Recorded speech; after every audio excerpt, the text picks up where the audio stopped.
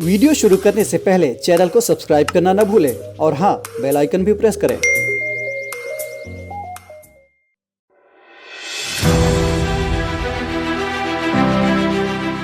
Corona के चलते हमारी ज़िंदगी पहले जैसी नहीं रही। हमारे दैनिक जीवन में कई ऐसी आदतें शुमार हो चुकी हैं जिनका मकसद कोरोना पर अंकुश लगाना है। कोरोना संक्रमण पर अंकुश लगाने के मकसद से ही वैक्सीन पासपोर्ट की अवधारणा उभर कर सामने आई है। नमस्कार, मैं हूं केसरी पांडे और स्वागत है आप सभी का आज के डीएनएस कार्यक्रम में। डीएनएस में आज हम आपको वैक्सीन पासपोर्ट और इससे जुड़ी दिक्कतों के बारे में बताएंगे। ये पासपोर्ट एक तरह से आपके हेल्थ कार्ड जैसा होगा जिसमें कोरोना टीकाकरण से जुड़ी सभी जानकारी देनी ज़रूरी होगी। उदाहरण के तौर पर आपको कोरोना का टीका लगा है या नहीं, आपका कोरोना टेस्ट हुआ है या नहीं, और अगर टेस्ट हुआ है तो इसका परिणाम पॉजिटिव है या नेगेटिव आदि।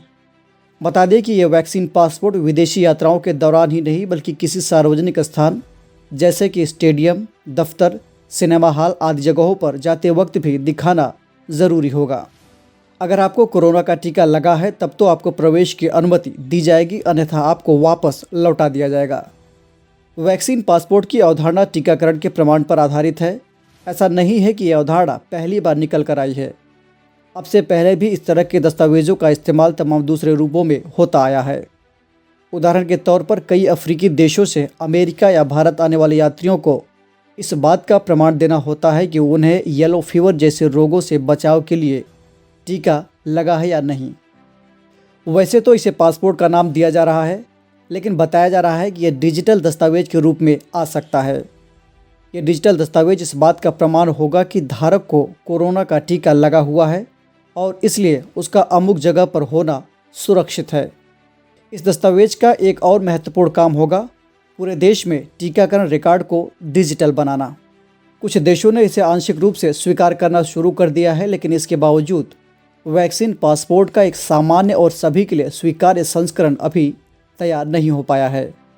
ऐसे में एक्सपर्ट्स का कहना है कि विश्व स्वास्थ्य संगठन को इसमें अहम रोल निभाना होगा। दरअसल WHO को दुनिया के हर देश से ऐसे विश्वसनीय संस्थाओं की सूची लेनी होगी जो कोरोना परीक्षण और टीकाकरण का सर्टिफिकेट जारी करेंगी। इसके अलावा इन संस्थाओं को भी अंतर्राष्ट्रीय यात्रा करने वाले लोगों की पूरी जानकारी WHO को बतानी होगी। साथ ही WHO के पोर्टल पर टीका का प्रमाण पत्र, कोरोना टेस्ट और वैक्सीन पासपोर्ट भी अपलोड करना होगा। इसके बाद WHO इन सभी दस्तावेजों का मिलान करेगा और तय करेगा कि वह प्रमाण पत्र और पासपोर्ट वैध है या नहीं। इसके बाद अंतिम चरण में WHO द्वारा यात्री का एक QR कोड जारी किया जाएगा, जिसे लेकर वो अंतर्राष्ट्रीय यात्राएं कर पाएगा। जहां वैक्सीन पासपोर्ट को लेकर तमाम अच्छी बातें निकल कर सामने आ रही हैं, तो वहीं कुछ विशेषज्ञों ने इसके नकारात्मक पहलुओं की तरफ भी इशारा किया है। इन विशेषज्ञों के मुताबिक इतने बड़े पैमाने पर डाटा की सुरक्षा करना काफ़ी चुनौती भरा कदम हो सकता है। अगर थोड़ी सी चूक हुई तो लगातार डिजिटल हो रही इस दुनिया में डेटा लीक होना कोई आश्चर्य की बात नहीं होगी।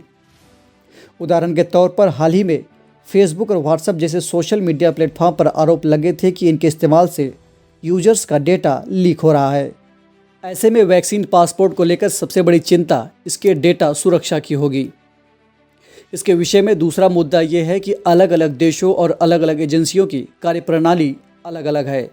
ऐसे में एक कॉमन वैक्सीन पासपोर्ट बनाना चुनौती भरा काम होगा, क्योंकि विभिन्न देशों और एजेंसियों के बीच आपसी सहमति बनाना आसान नहीं होगा।